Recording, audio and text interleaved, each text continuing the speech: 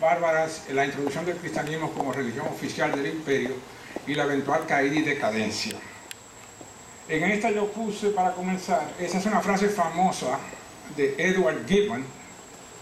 Fue en Roma el 15 de octubre de 1764, meditando sentado en las ruinas del Capitolio, mientras escuchaba a los frailes descalzos cantando las vísperas en el templo de Júpiter, que me llegó a la mente la idea de describir la decadencia y ruina de la ciudad. Más o menos una docena de años antes de que él comenzara a escribirla, cubre 6 volúmenes y va desde el periodo de Cómodo que tratamos en la última charla, el año 180 de la era cristiana, que en varias versiones de historiadores se considera el inicio del fin, no solamente de Roma, sino del mundo antiguo. Naturalmente eso va a continuar por lo menos 150, 200 años más, de una forma incluso vibrante en el plano cultural y en el plano económico, pero ahí se toma, Gibbon lo toma el 180 con el reino de Cómodo, el hijo de Marco Aurelio, porque ahí comienza la metodología que él utiliza para su obra, que es la decadencia moral gradual del imperio, que mina ese impulso de conquista, de dominación y de romanización que había perdurado hasta ese año. Entonces, él tiene eso. Yo recomiendo ampliamente esa obra. Como digo, tiene 6 volúmenes, pero los 3 primeros cubren la caída del Imperio Romano de Occidente, pero para su crédito, Gibbon continuó en el 4º, 5º y 6º volumen con la historia del imperio hasta el cierre de Constantinopla, conquistada por los turcos en 1453.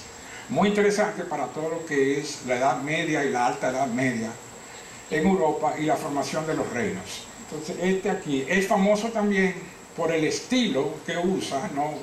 Es una forma casi de tener a Tácito, el historiador romano, escribiendo en inglés, frases que son como cinceladas, concisas, utilizando siempre el polo contrario de adjetivos y de cualidades del carácter. Una de ellas es la semblanza que hace, que no la puse porque era muy larga, de Diocleciano.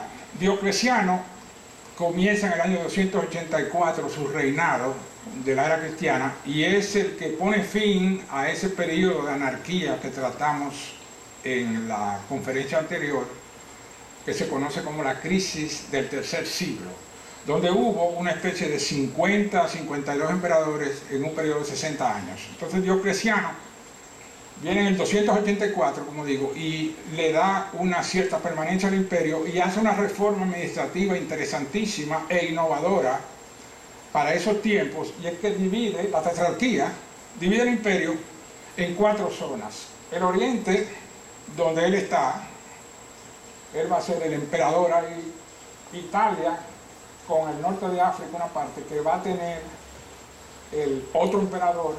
El Ilírico, que es la parte amarilla, está aquí, la costa, todo lo que es la costa del Adriático, esta parte, y el hinterland, las zonas interiores también, y la península balcánica son consideradas, le llamaban con el nombre global de Ilírico. Ese va a tener, Italia va a tener un emperador llamado Augusto, Diocleciano va a tener un emperador que es el mismo, y los otros van a ser llamados Césares. Los Césares, supuestamente de cada uno, van a ser los lugartenientes y los eventuales sucesores del Augusto. Y uno va a estar aquí en el Ilírico, que va a suceder a Diocleciano, y el otro va a estar en Galias, en las Galias y en Bretaña, que va a suceder el de Italia, que en este caso fue Maximino. Entonces tienen a Diocleciano con base muy cerca aquí en Nicomedia, no en Nicea, sino en Nicomedia, en la costa del Mar Muerto, muy cerca de la eventual Constantinopla, que todavía no ha sido fundada, se llama todavía la colonia griega de Bizancio. Entonces él va a introducir eso, y con eso se consigue una mejor administración del imperio. Hay un control más directo en un problema que venía del siglo III, y es el control de las legiones en los limés, en las fronteras tanto del Danubio como del Rin. Un solo emperador centralizado en Roma no podía realmente controlar los capitanes y los centuriones de esas regiones, y constantemente se dan 50 emperadores porque las legiones de repente deciden matar a su comandante, elegir otro y lo nombran César. Y viene una anarquía completa política causada por esta fragmentación militar. Entonces esta división administrativa y militar le concede una flexibilidad al imperio, y Diocleciano va a reinar por 20, 21 años ininterrumpidos sin ningún trastorno interno serio. Continúan a veces las incursiones de los bárbaros que ya comienzan a venir de toda esta área, inmensa área, Asia Central, bajando por aquí y por la Germania. Se van a ver esporádicamente en esa situación, pero mantiene una estabilidad. La otra cosa que hace es que reforma el ejército. Y el imperio, por primera vez, pasa de una situación de ofensiva y de conquista que había perdurado desde el siglo VII a.C., a una actitud defensiva, de concentración en los limes, y es cuando él crea en la frontera, ¿verdad?, consigue regiones adicionales y forma una fuerza móvil interna que se va a mover de un lado a otro en las fronteras del Danubio y del Rin, dependiendo de las circunstancias, incorporando algo que va a ser positivo y negativo con el paso del tiempo, las huestes de los bárbaros que comienzan a ser cristianizadas y pasan a formar parte también de las legiones. Eso gradualmente disminuye el espíritu marcial y la técnica militar de la región, pero le suple un problema inmediato que tienen, y es que se están quedando sin gente. La demografía no puede ya abarcar este inmenso imperio que no cesa de crecer y que no cesa de entrar en la transmigración de los pueblos que vienen del Asia Central, de bárbaros, incluyendo los hunos. Entonces ellos se ven forzados a democratizar las regiones. Se pierde cierta eficiencia militar, pero le conceden una serie de décadas adicionales al imperio. Otro proceso importante que hizo Diocleciano fue la eliminación de los impuestos, muy negativo en las provincias, en los municipios. Le quitó esa fuerza y lo centralizó tanto en los Augustos y en los Césares, y le quitó la captación del control de la tierra. Entonces hay un proceso, como digo, gradual de centralización que va a alcanzar un grado de despotismo asiático, como le llama la historiografía, donde el emperador va a ser mucho más ya que un primus inter pares, sino un asunto de dominante, de amo a esclavo. Y eso también se va a dar gradualmente. Esta figura aquí es la famosa estatua, la tetrarquía. Están los 4 emperadores.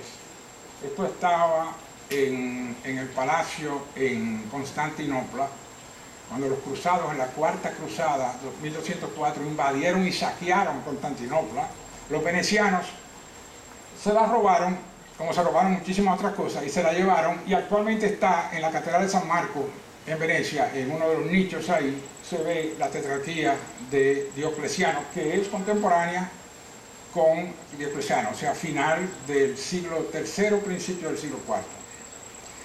Entonces, aquí viene lo que yo decía, ven, en la iconología del emperador, ya usa la diadema y el manto, la púrpura, el manto imperial, y ya no tiene ese aspecto relativamente popular y democratizante que tenían los emperadores desde Augusto, sino que adopta ese tono oriental, como dicen, de divinización, endiosamiento de la figura imperial.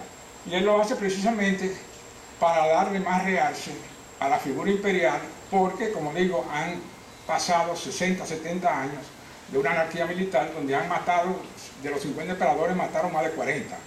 Entonces lo que hace es que le va atribuyendo esos instrumentos, esos objetos que forman la categoría de rey. Hay una obra famosa que pasaron aquí en Nuevo Centro, El Rey Leal, de Shakespeare. El Rey Leal deja que las hijas le vayan quitando el cetro, el báculo, el manto de púrpura, y al final el pueblo viejo se da cuenta que eran esos símbolos que le quitaron precisamente lo que le otorgaba la categoría de rey, y la gente termina, incluyendo las mismas hijas, insultándole y faltándole el respeto. Entonces esta imagen es una creación también de la época de Diocleciano. Aquí pasa lo que digo de las el sistema defensivo. Estas son las famosas murallas de Aureliano, que todavía están ahí, en las afueras de Roma, altísimas, 30-40 pies, y fue formado antes de Diocleciano, pero fue Aureliano, pero fue Diocleciano que le dio la concreción final, y cercan a Roma, y Roma se vuelve casi inexpugnable por las altas murallas. Así hicieron en varios de los centros también, especialmente en las fortificaciones a lo largo de la línea Rin-Danubio, que hablé anteriormente, que se va a convertir en la frontera imperial por decenios y por centenios también. Este es el palacio famoso, los que han ido en la costa adriática, en Spalato, Split, el nombre original, en la actual Croacia. Ahí él fundó este palacio para él, moró ahí y ahí murió también. Extraordinario palacio, inmenso, que también corresponde con esta categoría que digo de endiosamiento de la figura imperial. Bien, aquí voy a hacer un pequeño paréntesis porque voy a entrar en Constantino, y es un segmento del cristianismo. Es en el IV siglo donde el cristianismo se vuelve una fuerza moral, una fuerza política y una fuerza de masas importante dentro del Imperio Romano. El cristianismo primitivo en la historiografía se toma naturalmente desde el tiempo de los apóstoles, las cartas y viajes de San Pablo, hasta el abatimiento de Constantino en 306 y 307, que entra, y hasta el edicto de Milán, que da libertad de culto en todo el imperio. Entonces aquí lo que digo que fue un cimiento de la cultura europea, y es una fusión de toda la concepción monoteísta semita con el aspecto helénico y romano. Roma le va a aportar la categoría política, las instituciones, las legislaciones, el aspecto de manejo práctico de los pueblos. Grecia le va a aportar todo el acervo cultural, el legislativo, político y filosófico, con la fusión de las obras de Platón a la estructura de los evangelios hecha por los helénicos en el Asia Menor, y de ahí, de esa fusión, va a surgir eventualmente no solo el aspecto cristiano de la cultura grecorromana, sino eventualmente la cultura que va a predominar a partir de la Edad Media temprana en los pueblos europeos de Occidente. En Oriente, como veremos parcialmente, en el Imperio de Bizancio también se va a mantener esta fusión, pero ahí va a haber un aspecto más ortodoxo, de más apego a las tradiciones, que en el caso occidental. Y sobre todo, la diferencia esencial que va a haber es que el emperador va a tener una categoría diferente al poder religioso en la parte occidental, pero en la parte oriental el emperador bizantino es a la vez el jefe de la iglesia. Una categoría muy importante, porque cuando el poder político se entromeste con el poder religioso, cuando hay una presión tanto del cuerpo como de la conciencia, lo único que sale de ahí es puro despotismo, ¿no? Una y otra vez las experiencias indican que lo más razonable para una sociedad es dividir, como hace la Constitución norteamericana, que no es que no sean religiosos, es el pueblo más religioso de la tierra, pero están bien delimitados cuáles son las atribuciones y la jurisdicción del poder político y del poder religioso. Bizancio no lo va a hacer, y como quiera se le va a dar el milagro de subsistir por más de 1000 años después de la caída de Roma de Occidente. El cristianismo primitivo comienza con los viajes de Pablo, el apóstol de los gentiles, las 13 cartas famosas en el Nuevo Testamento atribuidas a él, y una buena parte también de las actividades en el libro de Actos, de Hechos de los Apóstoles, Hechos de los Apóstoles. Él va a dar 4 viajes, fundamentalmente en el Asia Menor, lo que hoy es la Turquía, la Capadocia, en Siria, es donde va a concentrar mayormente su labor evangelizadora, porque él era un judío helenizado, Pablo, de Tarso, más o menos aquí abajo, en la actual Turquía también, y es aquí donde realmente prospera la civilización helénica. Se asocia siempre con la península griega, pero la mayor parte de los frutos culturales, filosóficos, vienen siempre del Asia Menor, que son las colonias griegas asentadas allí, desde el siglo VII, VIII antes de Cristo. Entonces va a tener una predicación aquí, incluyendo el último viaje, saliendo de Jerusalén, prácticamente recorre toda la banda del imperio y termina en Roma, donde la tradición dice que fue ejecutado por órdenes del emperador Nerón, decapitado, es lo que se cuenta. Su cuerpo está en la catedral de San Pablo, fuera de Roma, fuera de las ruinas. Ahí está el cuerpo, la cabeza está en San Juan Laterano, cuenta la leyenda. Pero él le da un gran impulso y comienza esa labor de proselitización de las masas, con esta fusión extraordinaria entre el pensamiento, mayormente de Platón, los diálogos de Platón, con la nueva cultura cristiana. Y él comienza vertiginosamente, por cada 50 años, van agregando más y más y más, y se van convirtiendo en una fuerza. Los romanos al principio tomaban el cristianismo como una variante del judaísmo. Y el judaísmo sí era considerado un enemigo peligroso, porque durante el tiempo de Cristo en la tierra, siempre hubo esta conspiración abierta de que en Judea iba a pasar un cambio importante en el mundo y de que los judíos iban a causar una revolución mundial en el Imperio Romano. Los judíos eran más o menos 8 o 9 millones de personas por todo el imperio distribuido, 80 millones de personas, el 10% eran judíos, y estaban por todas partes. Y había siempre ese miedo que se comprobó con las repetidas sublevaciones judías, y de hecho el judaísmo, lo dije creo anteriormente, tiene que ser considerado el primer movimiento nacionalista en la historia, amparado en categorías religiosas como todavía lo es en el Estado de Israel actual, pero realmente le montaron una lucha encarnizada al Imperio Romano, 2 guerras devastadoras, prácticamente se llevaron más de 2 millones de judíos, y de ahí viene el concepto de la diáspora y el hecho de que la actual región se llame Palestina, porque eso fue atribuido por el emperador Adriano.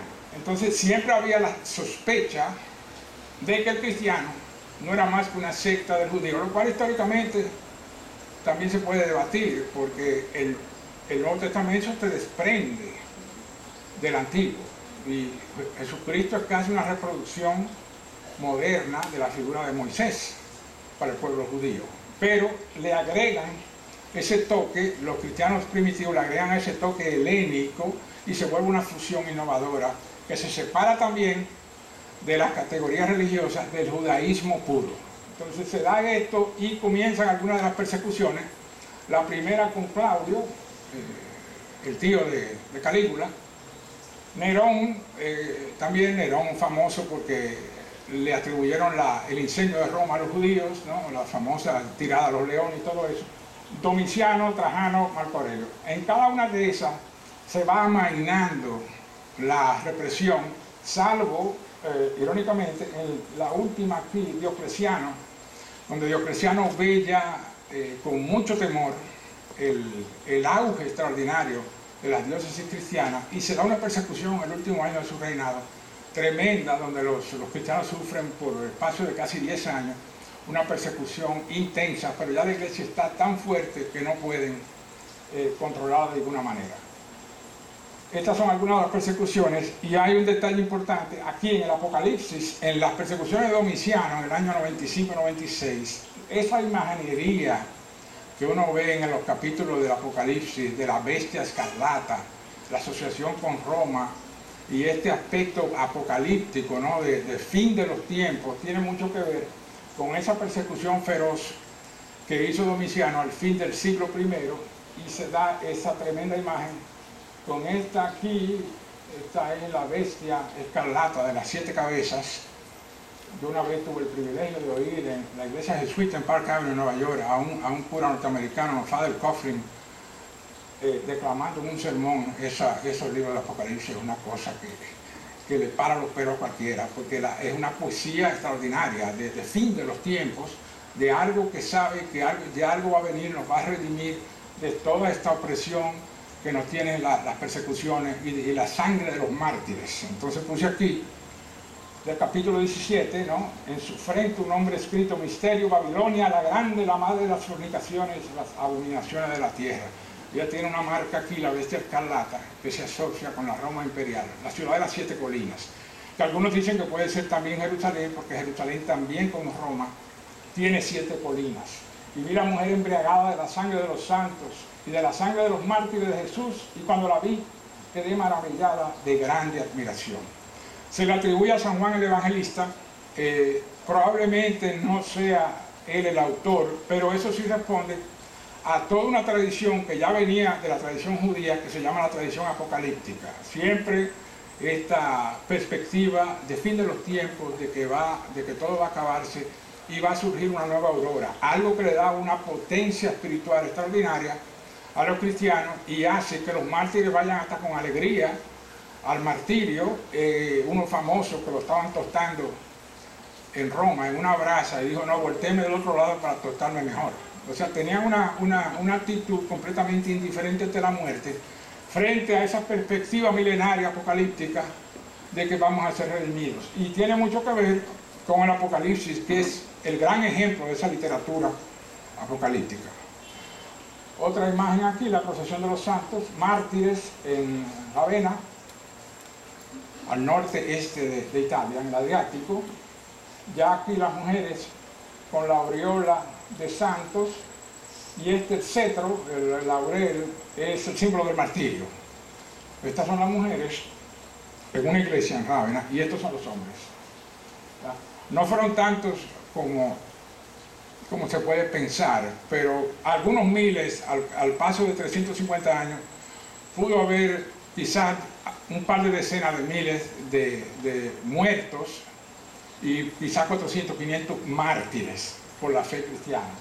Muchos de ellos también matados por estos chismes que había en las provincias de que los cristianos vendían los niños, bebían la sangre de los niños, se los robaban. Entonces eso provocaba de vez en cuando algunas sublevaciones. Lo mismo que le han hecho en la Edad Media a los judíos en las ciudades europeas, que lo acusaban, ese libelo, no, de vender la sangre de los niños cristianos. Este es algún ejemplo del arte primitivo. Como se ven en las catacumbas estaban casi todas a lo largo de la Vía Apia, están ahí todavía. Entonces hacían un hoyo en las rocas, en un tipo de roca, catacumbas, catá para bajar.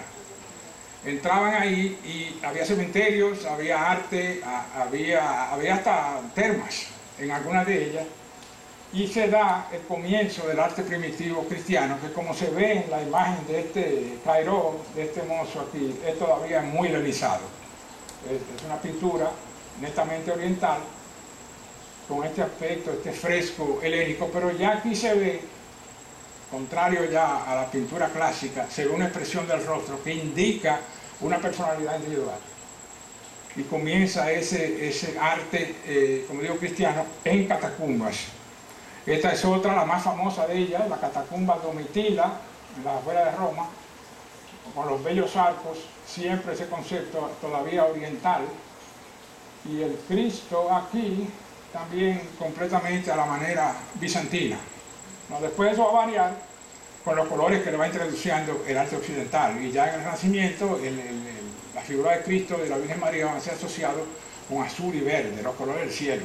Pero aquí todavía estamos en esta forma semítica de pensar cavernosa, donde se le da un aspecto más interiorizado, como es la iglesia ortodoxa, ¿no? en Rusia y en Grecia, más interiorizado, y el arte lo refleja. Viene aquí entonces Constantino. Constantino vuelve a unificar el imperio. Desde que se abdica Diocleciano en el 305, comienza la fragmentación y la desintegración entre los Augustos y los Césares, y se arma una guerra civil que de una manera y de otra va a durar 18 años. Entonces, Constantino es hijo de Constancio Clore, que es el Augusto de la parte occidental de su padre, y está sentado en York, en Inglaterra, el cuartel general de los romanos en la costa este de Inglaterra. Y desde ahí es nombrado emperador. Desiste en este asunto de la tetrarquía de Diocleciano, el cual se retira y no vuelve a oírse más de él. Muere 10 años después en Espalato.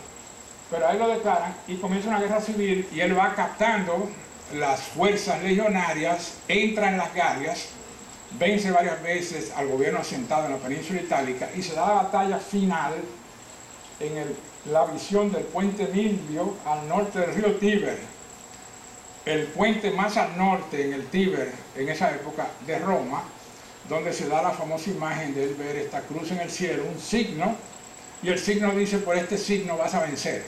Una visión que él había tenido. Hay una visión apolínea, ¿no?, con el dios Apolo, que él había tenido 2 años antes, y muchos historiadores atribuyen que se está refiriendo a esa visión, pero los cristianos la trasladaron a la batalla de Puente Milvio, donde él vence a Macencio, el canciller que estaba en Italia, toma Roma y unifica todo el imperio.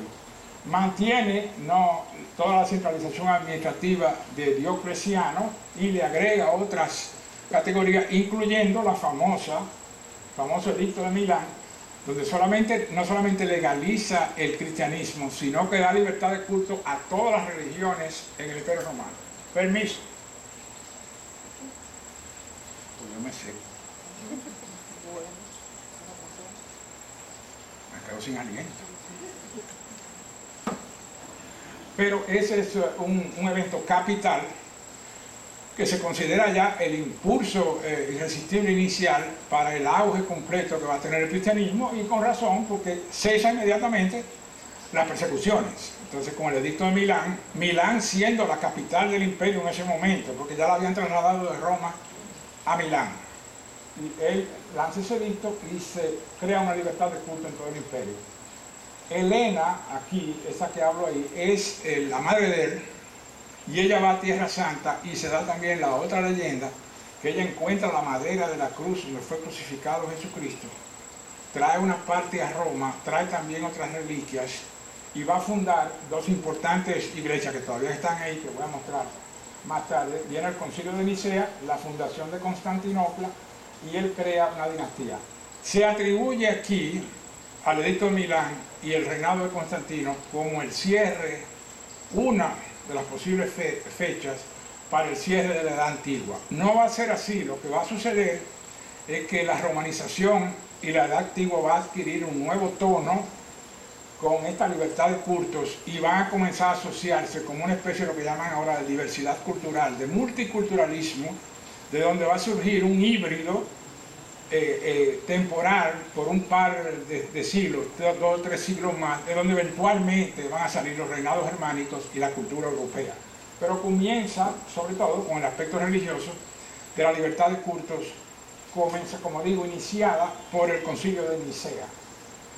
Por eso digo ahí, cierre del mundo antiguo, inicio en germen de la Edad Media temprana. Los historiadores nunca se ponen de acuerdo sobre eso, pero en el caso de Gibbon, que es uno de los que yo más sigo, a pesar de que dicen que mucho de lo que él expone ahí ya está obsoleto, pero el estilo es una cosa tan extraordinaria que yo personalmente nunca lo voy a dejar de utilizar y de leer. Y Gibbon no le atribuye a ese acto de Constantino el cierre de la Edad Antigua. Estas son las 2 primeras letras que él vio también en el cielo.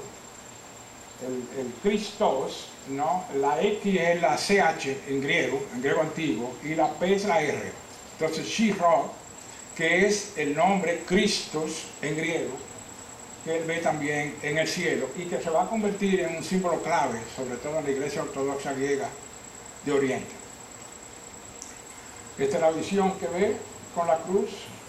Una cruz, no está el signo, la frase, pero sí la vio en latín, hoc vinces, hic hoc vinces, hic signot vinces, por este signo vencerás, y se atribuye que esa fue la avenencia del cielo para el triunfo de Constantino sobre Macencio y la conquista de Italia. Va a durar él desde el 13, que ya da el edicto de Milán, todavía va a reinar 24 años más, y va a crear lo que es prácticamente la última dinastía del imperio, la dinastía constantiniana.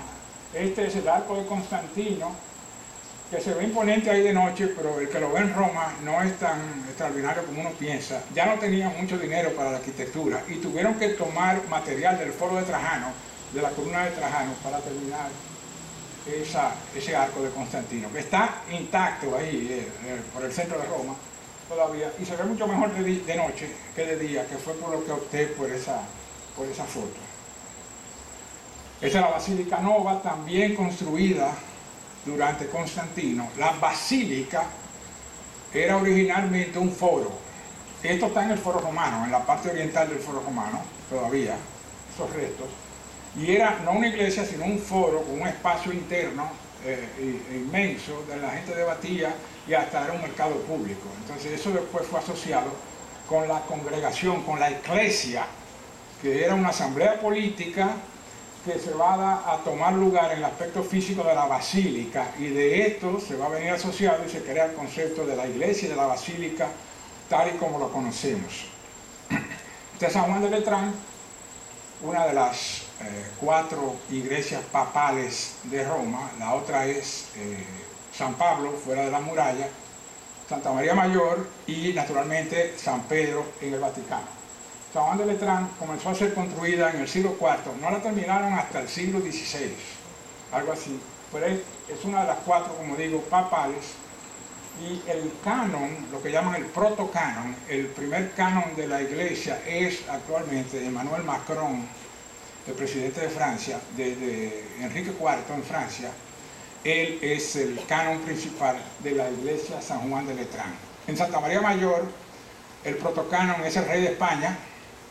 En San Pablo era el rey de Inglaterra, pero como hicieron la reforma, lo sacaron. Entonces no tienen a nadie ahí. Y en San Pedro, pues naturalmente es el Papa. Aquí. Pero esta es hermosísima iglesia, San Juan de Letrán, San Juan Laterano, ¿no? Le dicen el Laterano. Y donde digo, está supuestamente la cabeza de San Pedro entre una de las reliquias que tienen. De San Pablo, perdón. Por dentro, la Basílica Nova. Pero yo voy para atrás, perdón. El Concilio de Nicea, un aspecto clave, ¿no? Se le da la libertad de culto, pero el concilio va a fundar lo que va a ser la teología cristiana. Va a concebir el credo de los apóstoles tal y como lo conocemos. Van a establecer también, por ejemplo, hoy la luna de Pascua, va a establecer cuándo va a ser el domingo de resurrección. Es la primera luna llena, el domingo de la primera luna llena, después del equinoccio de primavera. Entonces, esto ya, ahora viene la primera luna llena desde el 21 de marzo, y por eso se celebra el domingo de resurrección el día 21. Eso fue instalado como costumbre en el Concilio de Nicea. Edicto de Milán, práctica, el credo apostólico y la naturaleza trinitaria, porque el concilio se hizo por el famoso arrianismo de Arrio, un pensador del siglo IV que sostenía que Jesús tenía una naturaleza inferior al Padre, porque era de aspecto humano y no había esa unidad entre Padre y Hijo. Entonces eso se condena como una herejía. También habían los llamados monofisitas, que decían que era o una cosa o la otra, o es completamente humano o es completamente espiritual. Entonces el concilio decide crear y fundamentar el concepto de la consubstancialidad. Y van a ser 3 personas en uno: el Padre, el poder, Jesucristo, la sabiduría, el Espíritu Santo, el amor. El homosouios, ¿no? En la iglesia griega, y eso también es oficializado en el Concilio de Nicea. Eventualmente la religión cristiana se vuelve la religión oficial del cristianismo más tarde, en el 380, y la codificación, como la conocemos, ¿no?, entre Antiguo y Nuevo Testamento, por el Papa Damaso, van a ser no solamente la división, sino este aspecto de continuidad, el Nuevo Testamento como una continuación de los preceptos del Antiguo Testamento. Y esto va a ser logrado en la próxima dinastía a Constantino. Helena descubre, ¿no?, el Santo Sepulcro, y ahí está la iglesia del Santo Sepulcro en Jerusalén, la actual vigente, es una foto actual, y la otra iglesia es la Natividad en Belén, en territorio palestino, en el sitio donde supuestamente, yo no sé si tienen el pesebre o no, pero aparentemente dice que tienen el pesebre donde nació Cristo, o decía Helena, que estaba ahí, y ahí también fundan una iglesia donde el Papa Francisco dio una misa en años recientes. Bellos ejemplos de arquitectura oriental, con el aspecto, otra vez como digo, miren aquí, cavernoso. La oscuridad, el aspecto de interior, de introspección, no la iglesia que va a ser típica en Europa gótica, que está abierta con las amplias columnas y la luz que penetra por todas partes. Aquí no, aquí es algo de meditación, de acuerdo con el alma oriental. Constantino funda, ¿no?, su mayor legado para la historia. En la fundación de Constantinopla en el 330 comienzan a construirla inmediatamente después del Concilio de Nicea, en este lugar privilegiado donde estaba la colonia de Bizancio. Aquí, ese promontorio que sale, esta es el Golden Horn, el cuerno de oro, aquí, y aquí es el mar de Marmara, que por aquí se va al estrecho de los Dardanelos y se sale al Mediterráneo. Entonces ocupan una posición completamente privilegiada. Este es el hipódromo, el famoso hipódromo, por una brecha del cual entraron los turcos en el 1453 y desbarataron la ciudad. Se dice que fue por aquí que entraron, por una brecha por aquí. Pero tiene una posición privilegiada, ideal para el comercio y un punto intermedio entre Europa y Asia, porque esto aquí es Europa y Asia ya está aquí. Ahí mismo pasando está la Bitinia y es la Turquía asiática. Entonces, sí, el Bósforo, sí, en el Bósforo de todo esto aquí también, sí. Entonces, él la funda aquí, 330, aquí se ve también más claramente todo esto. Y esto por la riqueza extraordinaria del Oriente, las especies y el comercio, se va a convertir en un punto mucho más importante que Roma, prácticamente desde su fundación.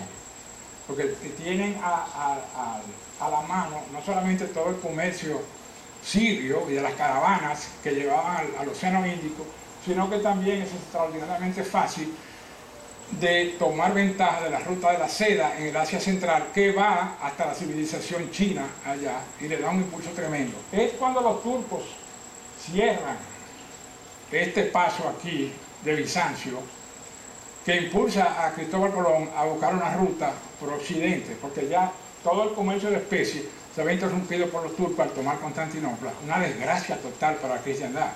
Yo considero que el Papa debe algún día pedir que se devuelva eso. Es una joya de la cristiandad tomado por los turcos en eso. Pero eso crea una conmoción en la Edad Media y lleva a los famosos descubrimientos marítimos. Eso soy yo, son opiniones mías, ¿no? Es otra perspectiva aquí, ¿no? Ellos están pidiendo Granada. Podemos un intercambio por negociar. Ben Laden dijo que él quería la península ibérica otra vez, sí. No, Bueno, Granada específicamente. bueno, decisión de los españoles, le damos España y nos dan Constantinopla, pero ese es mal negocio. Porque entonces van a venir aquí. Para aquí se ve más claro. Entonces, como digo, aquí muere Constantino, se bautiza faltando horas para que se muera. Parece ser una tradición cristiana. Dice, bueno, tú has pecado tanto que es mejor arrepentirte antes de que te estés muriendo para que llegue limpio al paraíso. Una de las cosas que dicen, hay varios así. Jean-Paul Sartre se confesó en su lecho de muerte, John Wayne también. Las 4 mujeres hispanas que tuvo, las 4 católicas, le rogaron eso. Y él esperó hasta 2 horas antes de morir y fue bautizado. De acuerdo a la doctrina... José, sí, acuérdate que no hay ser más espiritual que un ateo al punto de morirse. Sí, o agnóstico, gente que le es indiferente, pero el caso fue que Constantino inauguró esa práctica muy arrepentida de bautizarse al final. Albert Camus también iba a bautizarse a una iglesia y se mató en un accidente automovilístico. Entonces comienza, y como digo, viene la dinastía y los 3 hijos de Constantino, y esto es una confusión completa, Constantino II, Constancio y Constant. Los 3 se vuelven una trilogía y van a durar una especie de 25 a 30 años entre ellos. Al final va a sobrevivir solamente Constancio, que va a reinar los últimos 12 años, más o menos del 337 hasta el 361, cuando va a entrar el famoso Juliano el Apóstata. Hay una descripción célebre del último gran historiador romano, que es Ammiano Marcelino, que habla del Imperio Romano tardío, donde habla de la visita que hizo Constancio a Roma, y que estaba tan impresionado que dice que el emperador entró así, no miró para ningún lado, entró y llegó hasta el Capitolio y siguió viendo siempre hacia allá, completamente impresionado por el poder, ¿no? De imaginación y cultural que todavía ejercía Roma sobre los súbditos del imperio. Entonces desaparece esa dinastía y es cuando entra el famoso Juliano el Apóstata, que es el último gran intento del Imperio Romano por mantener el paganismo. él realmente no persigue las comunidades cristianas, pero sí adopta de nuevo la religión del imperio en el paganismo, vuelve a reintroducir el tema de los sacrificios en los templos que había sido eliminado por Constantino, y por eso la tradición cristiana le llama el apóstata, aquel que renegó de Cristo. Un intento, duró apenas 3 años, tuvo una campaña incesante en Oriente, pero su gran labor fue que cerró de una vez y para siempre la frontera oriental en el Éufrates, y los persas no volvieron a hacer una consideración estratégica ni militar para la estabilidad del imperio. Todo va a venir del área más arriba de ellos. Muy importante cerrar ese frente oriental, y todas esas columnas de gente por la meseta del Asia Central van a ser neutralizadas con ese pacto que se hace con los persas, con Juliano Apóstata. Un hombre muy culto, se decía que se sabía a Homero y a Hesíodo de memoria, la idea de la Odisea, y preconizando, y volviendo de Persia, del Oriente, tuvo una escaramuza, recibió un flechazo, se cayó del caballo y ahí murió. La tradición cristiana dice que al morir dijo: tú me has vencido, Galileo, y ahí murió. Una frase célebre. No pude encontrar una pintura que yo vi de niño de la apóstata con la flecha y él exclamando eso, pero probablemente sea también una tradición cristiana. Entonces, el segundo segmento, que lo voy a hacer brevemente, es del cristianismo ya en el Imperio Romano, lo que se llama el Imperio Romano Cristiano, a partir del Edicto de Milán y de la oficialización del cristianismo como religión oficial en el 380, 382. Hubo un auge, no solamente del cristianismo, sino que hubo un despegue artístico y literario del aspecto cristiano, o sea, ya esa fusión griega con cristianismo comienza a dar frutos también poéticos y arquitectónicos, técnicos, incluso comienza ya en germen esa civilización nueva, porque todo este desmadre que va a seguir en los próximos 100 años, cuando uno lo ve en términos históricos, realmente es un estilo de vida nuevo que entra en oposición con el antiguo, y como los hombres son lo que son, pues siempre esto se hace a través de descalabros, ruinas, masacres, incendios. Nunca la historia actúa de una manera pacífica, sino a través de conmociones casi sísmicas. Entonces, esto se da aquí, y hay un auge extraordinario de la literatura cristiana por los padres de la iglesia, y con el primero grande es Lactancio, que no es un padre de la iglesia, pero se vuelve un gran apologista de la fe. Escribe un libro famoso de la persecución de los cristianos, donde va desmontando uno a uno las objeciones de los paganos al mensaje evangélico cristiano. Entonces, es considerado un gran aupador de la fe. Los padres de la iglesia son San Ambrosio en Milán, su discípulo más famoso va a ser San Agustín de Hipona, un consultor asiduo de los emperadores, y es él quien va a persuadir a Gracián en el 380 para que oficialice en todo el imperio la religión católica. Entonces, San Ambrosio, padre y santificado por la iglesia, el gran San Jerónimo, nacido en los Balcanes, y la gran cosa, es el traductor de la Vulgata, tanto del Antiguo como del Nuevo Testamento. Fue tan asiduo en su tradición que se retiró al desierto en Siria, se volvió un monje, un errante monástico, aprendió por duros esfuerzos el hebreo y tradujo directamente el Antiguo Testamento del hebreo al latín. Y es solamente 1000 años después, donde el Concilio de Trento, donde la Iglesia Católica dice que la versión oficial de la Biblia hasta el día de hoy de la religión católica es la Vulgata latina de San Jerónimo. Extraordinario estilo. Nunca en las versiones que salen modernas ponen los comentarios que él le agregó a cada libro.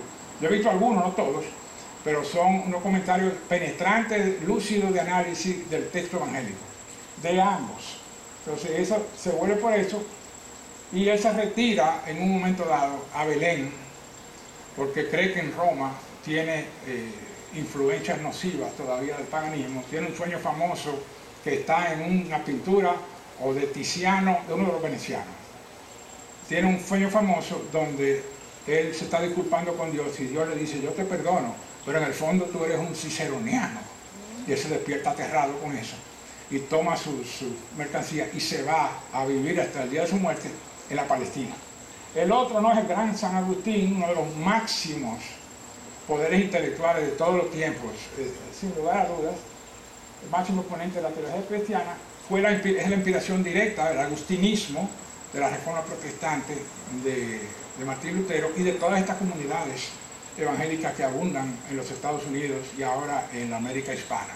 Agustín tiene como maestro, como digo, a San Ambrosio, escribió más de 115 obras, 3.000 homilías, 500, 600 sermones, al tal punto que todavía se dice en España que no hay ningún sabio que haya leído todo lo que escribió San Agustín, pero su gran máxima obra, que voy a hablar brevemente después, es La Ciudad de Dios, ¿no? En 24 capítulos, obra monumental donde se sientan los fundamentos de lo que va a ser la teología cristiana que va a predominar hasta el día de hoy. Está totalmente inspirada en San Agustín.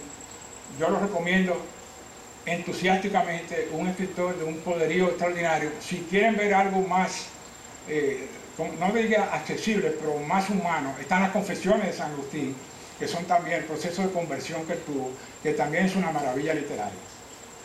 Del otro lado están la parte de la iglesia griega, que contiene los pensadores, ¿no? Entre ellos San Juan Crisóstomo y San Basilio. Hay una característica ahí, cuando uno lee un pensador de la tradición griega, es tan intenso el análisis y tan imbuido de esta pasión evangélica que uno termina convenciéndose de cualquier cosa que ellos están diciendo. Y yo no lo puedo explicar porque es una cuestión de que va transcurriendo durante la lectura, ese poder místico que transmiten lo vuelven más sofisticados que los padres de la tradición latina. Tiene mucho que ver que el vehículo privilegiado en el que escriben esta magnífica lengua griega, que fue algo concebido prácticamente en el cielo para el pensamiento teológico, y eso le da una fuerza extraordinaria a cualquiera de ellos, sobre todo a Juan Crisóstomo, John Crisóstomo, que le llaman, que el nombre es Boca de Oro, Crisóstomos en griego, y es el evangelizador en el lado ortodoxo de la teología cristiana. San Basilio y los dos Gregorios en el Asia Menor, en la actual Turquía. Los historiadores, ya dije, Ammiano Marcelino, muy bueno. Eusebio de Cesarea, también muy recomendado esa historia. Historia de la iglesia primitiva, fabulosa y se lee, muy leíble, algunos 300, 400 páginas. Es la única fuente histórica de los inicios de la iglesia. Completa, ¿no? Una narrativa completa hecha en el final del siglo IV, donde él narra desde la muerte de Cristo hasta el advenimiento de Constantino, del cual él fue asesor religioso. Está la otra gran escrito que es el controversia de la historia augusta. La historia augusta, yo la mencioné anteriormente, es la historia de todos los emperadores romanos, desde Adriano hasta la mitad del siglo III. Aparentemente muchos de los escritos son espurios, no se tiene una noción clara de quiénes fueron, le llaman los escritores. Más o menos 25 escritores participaron en ella y todavía se edita. No la he visto en español, pero en Nueva York abunda la historia augusta de esta, y es un producto literario también de este siglo IV. Entonces, algunos otros ejemplos, Catacumbas, ya más refinado, ¿no? Este es El Buen Pastor, la historia de la, pero ya se ve ahí un arte mejor delineado y ya se introducen los colores. Esta es otra imagen, la mujer hemorrágica que sale al Señor. Fíjense que las figuras son completamente diferentes. Esa formación alineada hacia arriba es un concepto místico del Oriente. En el otro son como más redondeados. Esto siempre todo apunta hacia allá. Y se ven en las figuras elongadas, que es muy raro encontrarlas en el arte occidental cristiano. Un aspecto de la iconografía: el icono es una figura de un santo sobre una tabla de madera, pero también se asocia ya con un fresco, después con la tradición. Aquí había una pintura aquí en la sala, no sé qué ha pasado con ella, pero teníamos una. Esta es la imagen simbólica del Pantocrator, el dueño del universo, el creator, el jefe de todo, el pan. Figura clásica en todas las iglesias ortodoxas, en toda parte del mundo van a encontrar una imagen del Cristo como este así. Completamente diferente del Cristo, ¿no? Ya de la Edad Media, del Renacimiento, que es con el cabello más largo y con la barba más pronunciada y la silueta más blanca.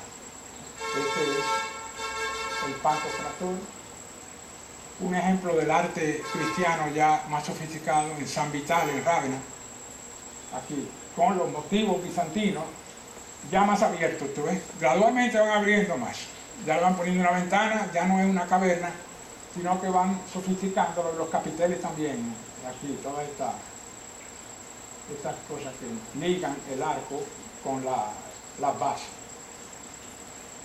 Otra muestra de San Vitale, hermosísima en Rávena, y la gloria, ¿no?, de la construcción Santa Sofía en Constantinopla, hecha durante el reinado de Constantino. Este es uno de los interiores. Realmente uno entra y es para tirarse en el piso, de veneración. Y tiene ese concepto macizo, ¿no?, de masivo, de formar de crearte este sentimiento de humildad ante tanta solemnidad. La quieren volver una mezquita ahora, dijo Erdogan que la van a convertir en una mezquita. Y para mí será inevitable.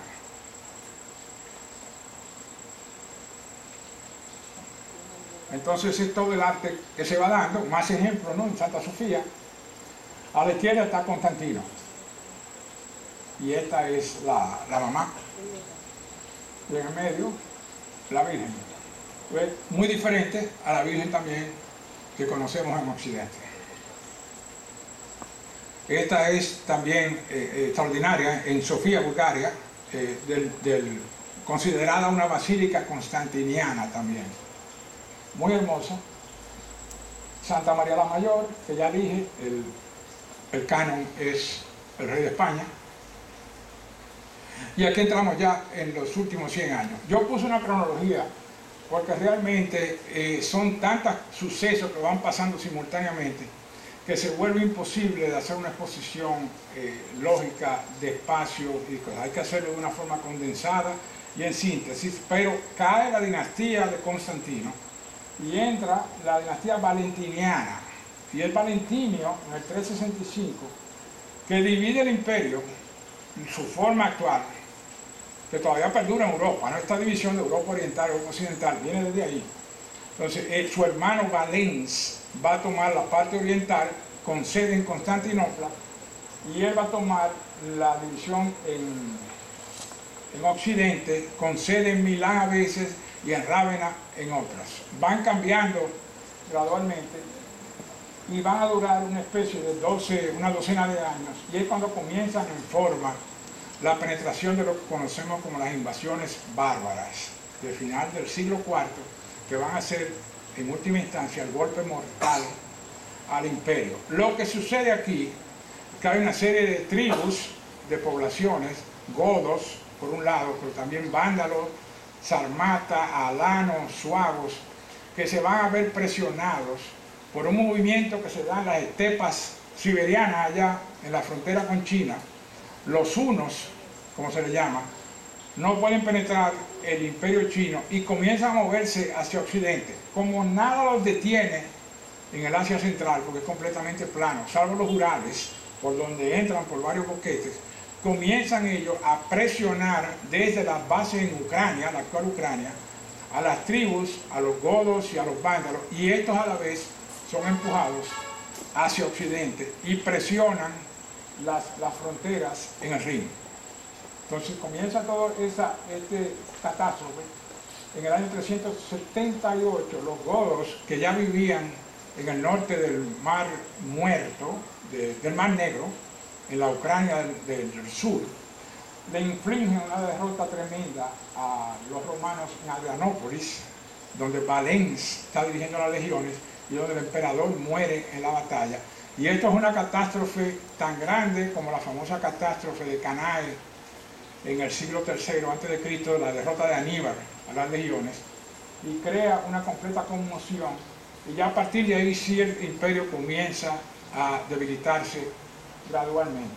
En ese punto, por esa derrota, se le concede lo que hoy es Bulgaria, en la Tracia, se le concede un pedazo de tierra a los godos, y históricamente ese va a ser el primer reino germánico, aunque no se le llame como tal, en el imperio romano.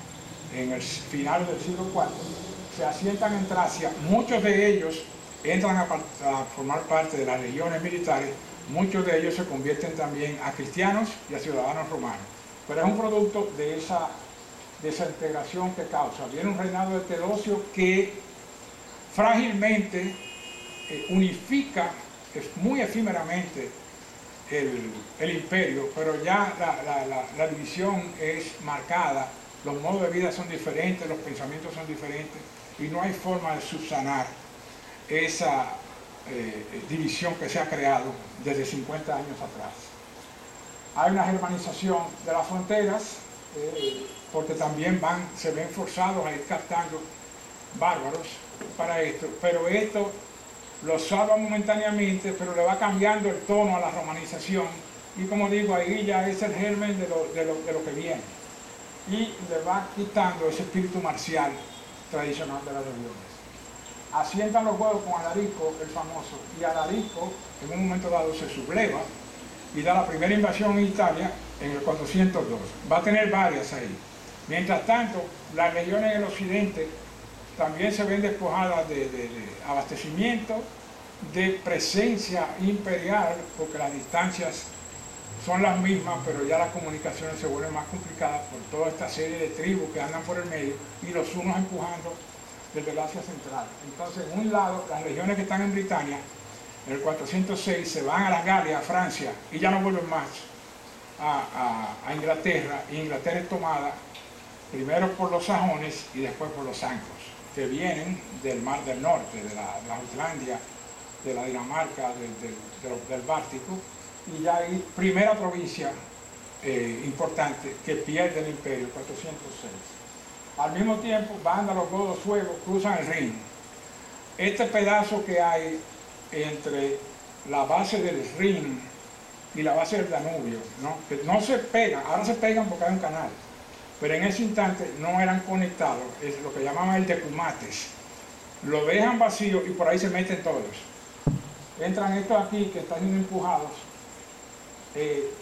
saquean eventualmente Roma, pero Alarico, pero ellos bajan de aquí hasta España, y España se ve conquistada, sobre todo Galicia y Asturias, por los vándalos y los suevos, y no se van hasta el 420, 425, pero ahí se pierde también la provincia de España. Segunda, Alarico se subleva y llega 3 veces a Roma, en la tercera entra y la saquea, y eso es una conmoción total en el mundo romano, porque Roma no había sido saqueada desde el año 390 a.C. por los godos, o sea, 800 años exactos, del 390 al 410, y es lo que lleva a San Agustín, ante esa catástrofe, a escribir la ciudad de Dios, y dice, no, la ciudad eterna no es la ciudad terrestre de Roma, sino ciudad celestial del cielo, y se funda con esa la política teológica cristiana,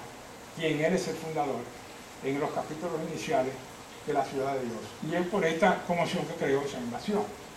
432, francos también entran por Galia y van captando la parte del norte de Galia, lo que eventualmente va a ser Francia. Los borgoñeses también entran en lo que va a formar la Borgoña.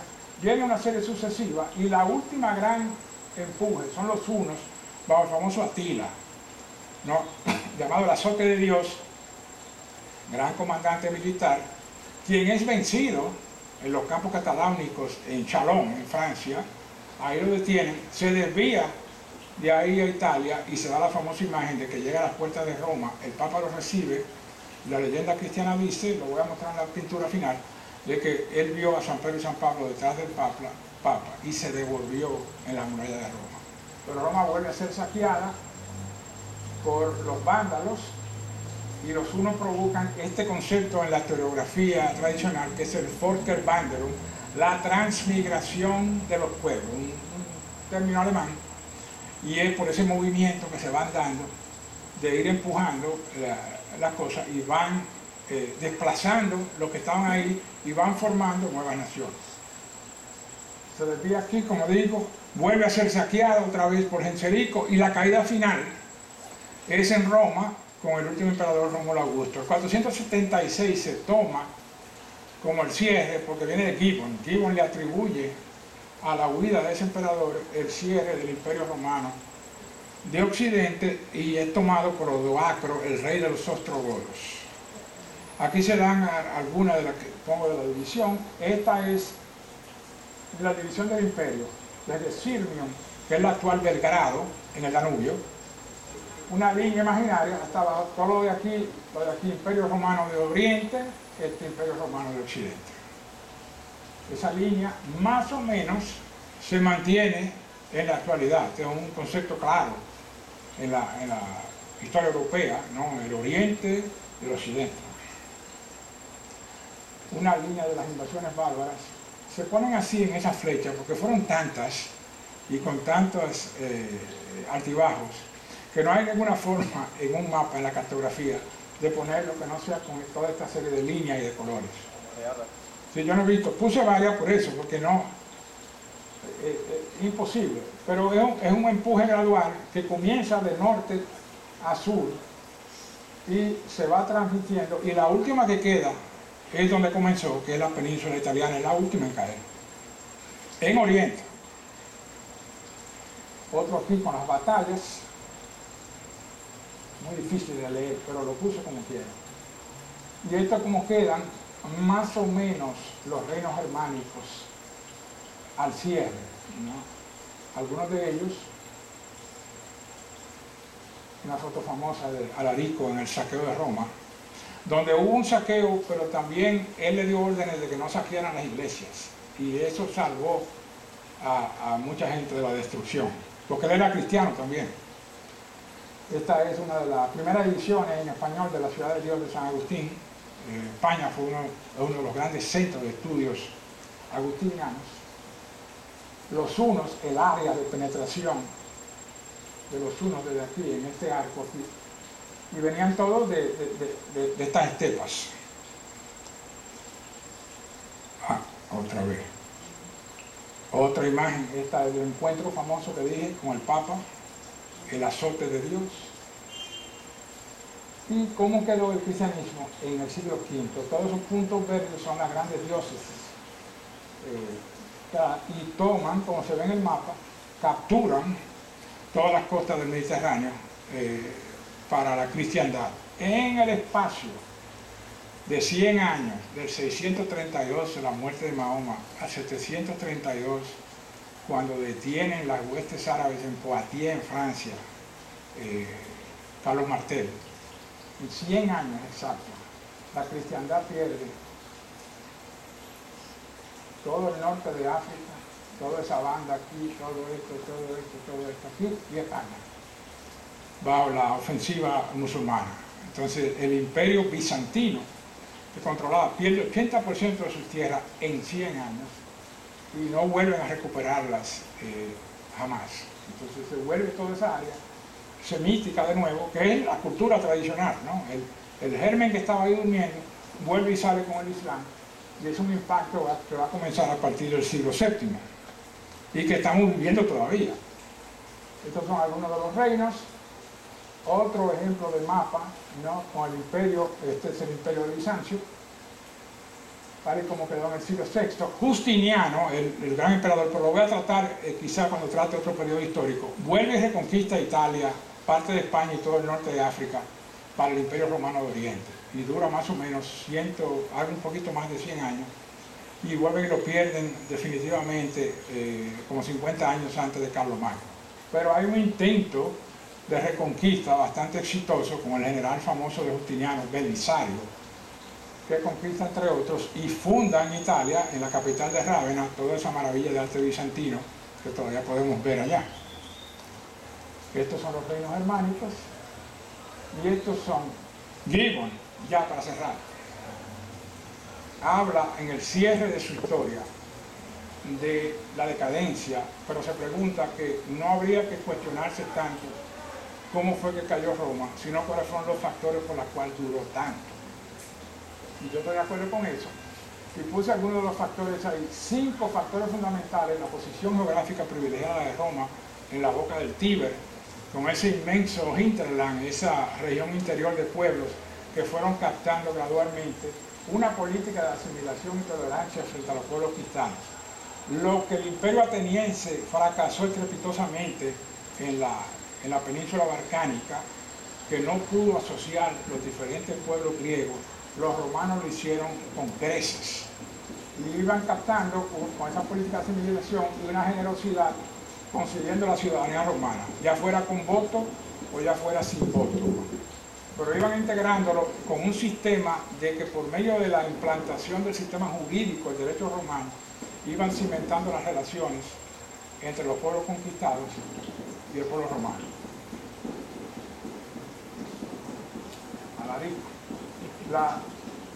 Concedieron la ciudadanía dual y el desarrollo de las colonias latinas y romanas. De estas colonias latinas y romanas van a surgir un paquete de ciudades que conocemos ahora: Barcelona, Viena, Budapest, todos van a surgir de esa implantación. Entonces siempre el romano fundamentalmente no era un hombre racista, sino que lo que creía era en la asimilación y en la diversidad cultural. Sí se sentían superiores a los otros pueblos, pero tenían una política de asimilación que ningún pueblo de la antigüedad tuvo, y eso explica su larga permanencia.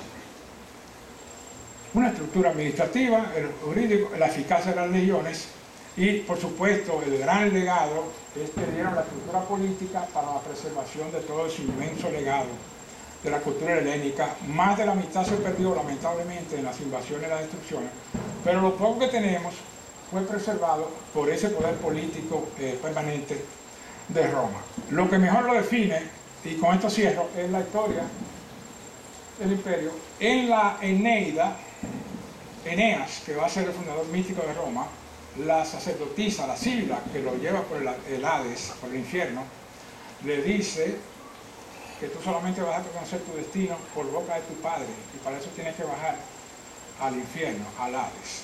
Aquí, en este jardín, el profesor Antonio Braga, que en paz descanse, me dijo una vez, yo estaba hablando de la Divina Comedia sobre el infierno, y me dijo: ah, sí, la entrada al infierno, eso está en un hoyo volcánico en el Golfo de Nápoles, por ahí es que se baja. Y digo, todavía se baja. Sí, por ahí es la entrada. Entonces, en la Eneida se tiene eso, y viene esta famosa frase donde Virgilio exclama la misión imperial de Roma: otros labrarán con más gracia el bronce, sacarán rostros vivos del mármol, dirán mejor su discurso, está refiriéndose a los griegos, y los caminos del cielo trazarán con su compás y describirán el arco de los astros. Tú, romano, piensa en gobernar bajo tu poder a los pueblos, estas serán tus artes, y a la paz ponerle normas. Perdonar al vencido, someter al orgulloso. Pasere subjectis, liberare superbos. Es una frase más emblemática de ahí para definir lo que fue la permanencia, ese sentido de permanencia del Imperio Romano. Aquí voy a cerrar, y yo quiero, para cerrar este ciclo que yo he disfrutado tanto desde que comenzamos en noviembre, quiero agradecer personalmente al señor Anselín por la paciencia y generosidad que tuvo conmigo con todo esto, a Marí, Christopher y a María Teresa Ruiz de Catrén, y a todo el personal de la Quinta Dominica por la ayuda invalorable que me dieron durante todo este tramo, estos 4 meses. Nadie disfrutó más que yo estas conferencias. Como dije en la primera conferencia, si se acuerdan, yo estaba desde niño lleno de amor por Roma en el patio del Colegio de La Salle con otro compañero, y Roma fue para mí un primer amor. Y como todos ustedes saben, los primeros amores nunca se olvidan. Muchas gracias. Si hay alguna pregunta, me dicen. Fue un material muy denso, es muy difícil de condensarlo, pero fueron 5 conferencias, pudieron haber sido 10, como uno se da cuenta, porque cada gran dinastía merece una conferencia aparte. Pero se hace lo que se puede. Sí, adiós, María Teresa. En uno de los esquemas proyectados, a ver, vi el nombre de Atila, pero tú no hablaste, no lo mencionaste. No mencioné a Atila. O no lo recuerdo, o sea, sí, dije el encuentro con el Papa en las afueras de Roma. Okay. Sí. ¿En qué año sería? Más o menos 430 al 450. Él murió casi inmediatamente después de la derrota en los campos cataláunicos. Hay una gran semblanza de él, naturalmente, en Edward Gibbon. Muy buena. Los hunos, el capítulo de Gibbon de los hunos, eran fantásticos porque ellos vivían arriba del caballo, concebían encima del caballo, y había esta historia de que eran descendientes de brujas que fueron expulsadas a los campos de Siberia y copularon con poderes infernales, y de ahí salieron los hunos. Entonces eran gente que no conocían el frío, el hambre, nada, y vivían siempre montados en el caballo. Y llegaron desde el extremo de China, llegaron hasta, como hicieron los mongoles después, en el siglo XIV, la Horda Dorada, porque nada los detiene, como te digo. Entonces comenzaron a cabalgar y llegaron hasta Hungría, y milagrosamente ahí se devolvieron. ¿Algo más? Sí. Gracias. Bueno, por una vez, y creo que hablo en nombre de todos, agradecerte este viaje épico en el Mediterráneo. Gracias. Y dos comentarios, dos interrogantes que me surgen. Una tiene que ver con el auge del cristianismo, que es una de las cosas que hemos tocado esta noche, y me gustaría escuchar tu opinión al respecto. El cristianismo llega a Roma altamente helenizado. Es un cristianismo, el Nuevo Testamento se escribe íntegramente en griego, los evangelios, las cartas de Pablo, etcétera, etcétera. Me llama mucho la atención cuando pones el último, el verso de Virgilio, de la Eneida, cuando él hace esa comparación entre los griegos, los artistas, los filósofos, los que describen, y los romanos, que son los que gobiernan el mundo, los que ponen la ley. Entonces la pregunta es, sintetizando, ¿no sería gran parte del impacto, del triunfo del cristianismo, el hecho de que haya llegado en griego y no en latín? Porque el romano nunca superó hasta cierto punto un cierto sentido de inferioridad frente a la cultura griega. El latino siempre se sintió un poquito hegemonizado por la cultura griega, por llamarlo de alguna manera, y quizás eso favoreció mucho el auge del cristianismo. Sabemos que comenzó por abajo, con las clases más desfavorecidas, pero también el hecho de que se haya hecho en griego le fue favorable. Esa es una, para tu comentario. Y ya para terminar, en una forma un poquito más graciosa, tu plan de la toma de Constantinopla de vuelta por los cristianos no es tan descabellado. Forma parte del programa político todavía del nacionalismo extremo griego. Cuando Grecia comenzó su proceso de independencia de Turquía en 1821, coincidió en el mismo año aquí con la independencia efímera, el plan era recapturar Constantinopla y volver a fundar Bizancio. Hoy día, el grupo extremo, de extrema derecha griego Aurora Dorada, todavía aboga por ese ideal. Le llaman la megali idea, la gran idea. Sí, eso existe. Y nada, esperando tu respuesta a ese comentario. Bueno, sí, para el segundo punto tendrían que recibir algún apoyo militar yo no lo veo cómo puede ser posible, es algo que tiene que surgir de las poblaciones. Si las poblaciones tienen ese sustrato